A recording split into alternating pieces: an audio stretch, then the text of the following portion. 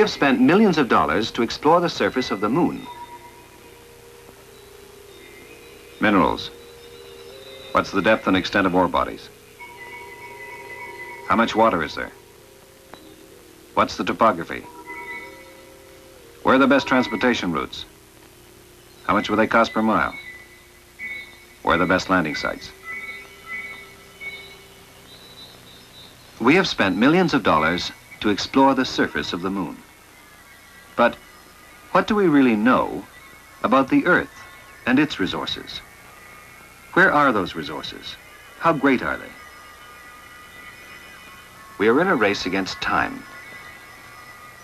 1 billion people are hungry. All their time is used to find food. They are losing the race. The world is losing their potential contribution.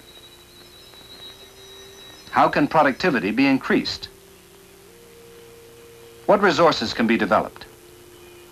How fast? And at what cost? How should the benefits be distributed? We need information. Data on resources has been piling up for years, even in the newest countries. The problem is how to store it, measure it, and analyze it. Just to look at it, using conventional methods, would take years and years.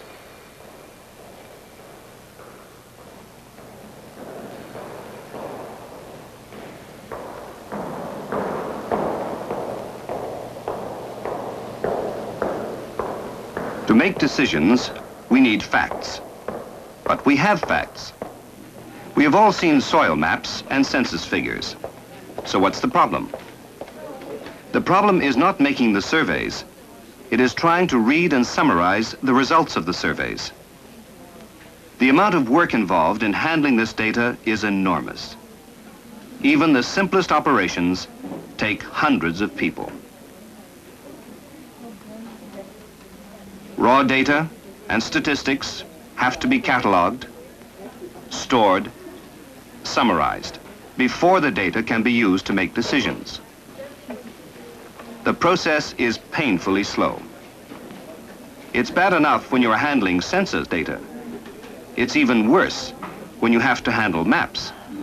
And so much of our land information comes only in maps. Suppose an administrator wants to find out how much good farming land in his province is still undeveloped, and where. He has to compare the maps showing good farming areas with the ones showing present land use. But they are not at the same scale. First, one map must be remade as a transparent overlay at the exact scale of the other map.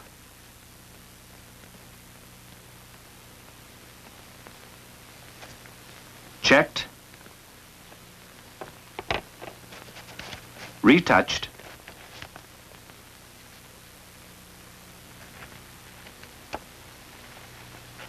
positioned.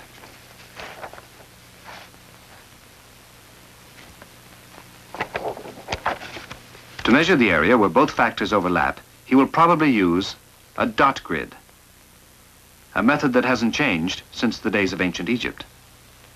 What if he wants to consider other factors, such as the incomes of the people, crop yields in a certain soil, forestry, wildlife, recreation, climate, census data?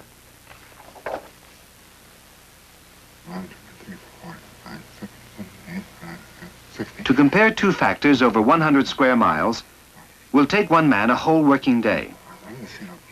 To compare only 6 basic factors for all of Canada would take 556 people 8 hours a day for 3 years. It would cost $8 million. But we don't have the staff, we don't have the time. More resource data comes in every year, every month, every day. Crop and forest assessment, soil surveys, forestry surveys, timber pest counts, wildlife surveys, sampling, analysis, and many others. Where have surveys been made? Where do new surveys need to be made? To make our decisions wisely, we will need every bit of this information, and even more. Human beings alone can't handle this vast amount of information.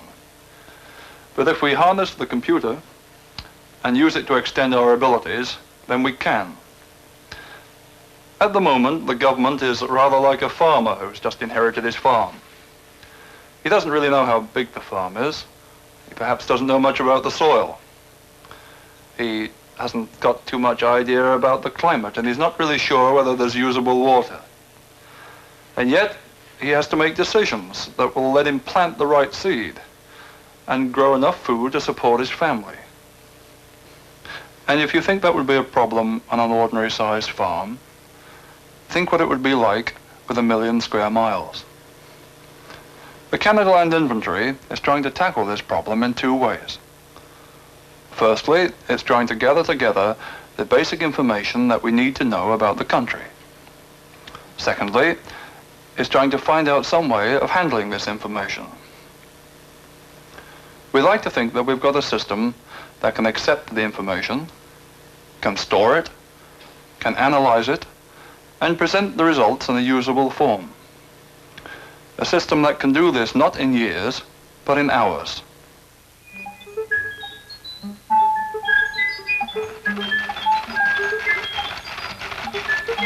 The computer can be an instant library, a bank of information. Information that is stored as numbers, on tape in this case. It can store statistics, and these statistics can be filed for immediate access at any time. However, so much of the information about land resources comes only in maps. How can we store them as numbers? But we've used a number system for centuries. Latitude and longitude. Any point on Earth can be identified by numbers, even boundaries, areas, or lines. And for any point on the Earth's surface, we can add other data, described by numbers. The location of road and railway bridges, landing fields, sources of power, industrial sites, and the capability of the land itself, land for forestry,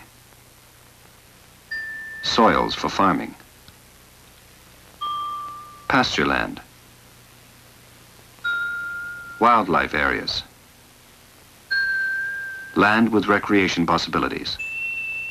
All these factors can be stored and compared with other information about the land and the people who live on it.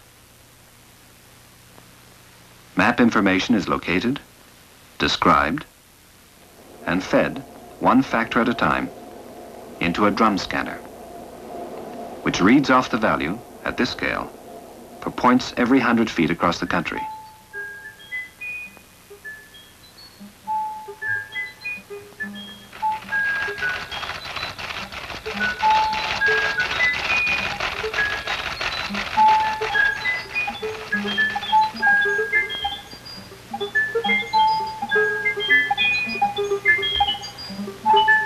These signals are stored on tape.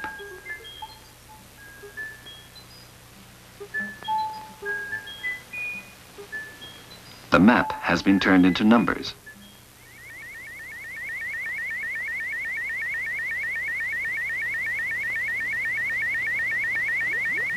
Just as the human eye looked down through the overlays to compare 2 factors, so the computer can compare 2 sets of numbers. 2 factors, or as many as necessary.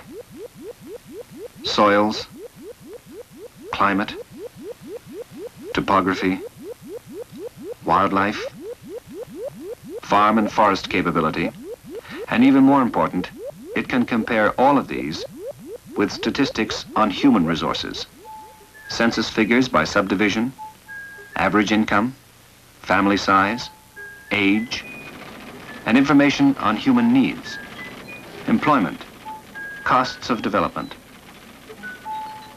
The computer can look at all these figures, compares them, and puts out the analysis we have asked for, in statistics or in map form, on any scale desired.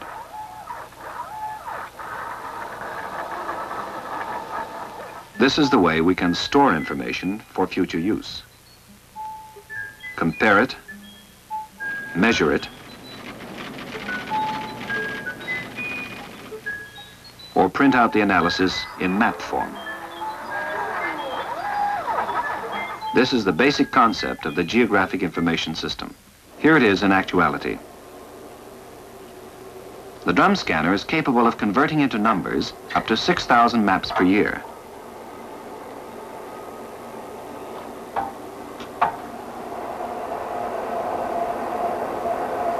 The lines on the map are recorded with an accuracy of 1/10,000th of an inch and stored by an optical scanning device on magnetic tape.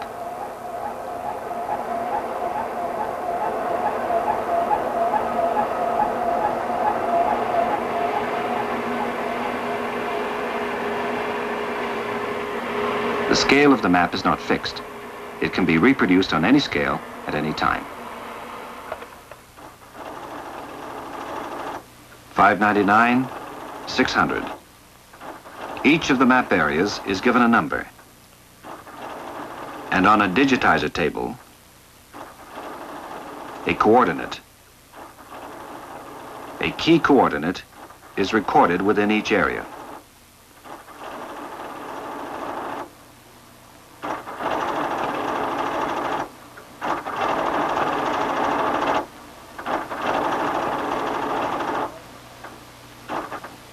The coordinates are stored on punch cards. The information has been located geographically, and it is described on another set of punch cards. By collating the two card sets, the information and the key coordinates are merged together, so that each area now has its number and name stored inside the computer. This information can be changed or updated at any time.